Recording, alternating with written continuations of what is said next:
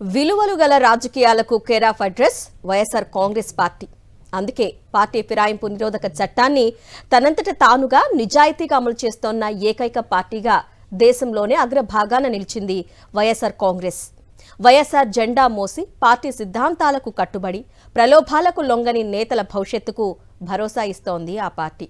Greater Visakha municipal కార్పొరేషన్లో కూటమి అధికారంలోకి వచ్చిన తర్వాత పచ్చ పార్టీ ఎన్ని ప్రలోభాలు పెట్టినా, ఎన్ని దిగజారుడు రాజకీయాలు చేసినా వైఎస్ఆర్ కాంగ్రెస్లోనే ఉంటూ విలువలు కాపాడుకున్న కార్పొరేటర్లకు వచ్చే ఎన్నికల్లోనూ టికెట్లు ఇస్తామని పార్టీ నాయకత్వం భరోసా ఇచ్చింది. నమ్మిన వారి కోసం ఎందాకైనా వెళ్తామని చాటి చెప్పింది. 5 ఏళ్ల క్రితం గ్రేటర్ విశాఖ మున్సిపల్ కార్పొరేషన్ కు ఎన్నికలు జరిగాయి. 98 డివిజన్లు ఉన్న కార్పొరేషన్ కు ఎన్నికలు జరిగితే అందులో వైఎస్ఆర్ కాంగ్రెస్ పార్టీ 58 స్థానాలను కైవసం చేసుకుంది.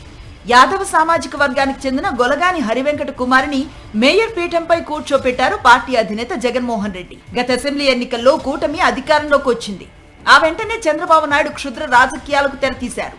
వైఎస్ఆర్ కాంగ్రెస్ తరఫున గెలిచిన కార్పొరేటర్లను ప్రలోభాలతో ట్రాప్ చేసి, మాట వినని వారిని బెదిరింపులకు గురిచేసి మేయర్ పదవిని అడ్డదారిలో సొంతం చేసుకున్నారు. అలా హరివెంకట కుమారి స్థానంలో టీడీపీ నేత పీలా శ్రీనివాస్ మేయర్ అయ్యారు. ఈ మేయర్ మార్పు ఘట్టంలో పాలకపక్ష ప్రలోభాలకు, బెదిరింపులకు ఏ మాత్రం లొంగకుండా నిజాయితీగా, నిక్కచ్చిగా నిలబడిన వైఎస్ఆర్ కాంగ్రెస్ కార్పొరేటర్లను పార్టీ నాయకత్వం అక్కున చేర్చుకుంది. రానున్న కార్పొరేషన్ ఎన్నికల్లో పార్టీపై నమ్మకం పెట్టుకుని ఉన్న కార్పొరేటర్లందరికీ తిరిగి ఎన్నికల బరిలో దిగేందుకు వీలుగా టికెట్లు ఇస్తామని పార్టీ నాయకత్వం భరోసానిచ్చింది. మీరు ఎక్స్ కార్పొరేటర్లు కాదు, నెక్స్ట్ కార్పొరేటర్లని వారిని వెన్ను తట్టి ప్రోత్సహించింది. పార్టీ తరఫున 58 మంది కార్పొరేటర్లుగా గెలిస్తే వారిలో 32 మంది కార్పొరేటర్లు పార్టీ మారకుండా గట్టిగా, నిజాయితీగా నిలబడ్డారు. అంతేకాదు, టీడీపీ మేయర్ రావడంతోనే విశాఖలో భూకుంభకోణాలకు తెగబడిన సందర్భంలో ఈ కార్పొరేటర్లే పోరాటాలు చేశారు. చంద్రబాబు నాయుడు వియ్యంకుడు నందమూరి బాలకృష్ణ చిన్నల్లుడు విశాఖ ఎంపీ భరత్ కు చెందిన గీతం యూనివర్సిటీకి 5,000 కోట్ల రూపాయల ప్రభుత్వ భూములు కట్టబెట్టినప్పుడు ఈ 32 మంది కార్పొరేటర్లు కౌన్సిల్లో దీనికి వ్యతిరేకంగా నిరసనలు వ్యక్తం చేశారు. అయితే పాలకపక్షం అధికార దుర్వినియోగానికి పాల్పడి గీతం యూనివర్సిటీకి భూములు కట్టబెట్టే తీర్మానాన్ని ఆమోదించుకుంది.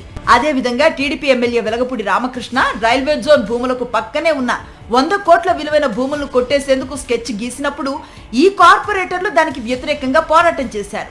శాసన మండలిలో ప్రతిపక్ష నాయకుడైన బొత్స సత్యనారాయణ ఈ కార్పొరేటర్లకు భరోసా ఇచ్చారు. రానున్న ఎన్నికల్లో మీకే టికెట్లు ఇస్తామని, ఎన్నికలు ఎప్పుడొచ్చినా పోటీకి సిద్ధంగా ఉండాలని పిలుపునిచ్చారు. ఎన్నికల వరకు ప్రజా సమస్యలపై పోరాటాలు చేయాలని సూచించారు.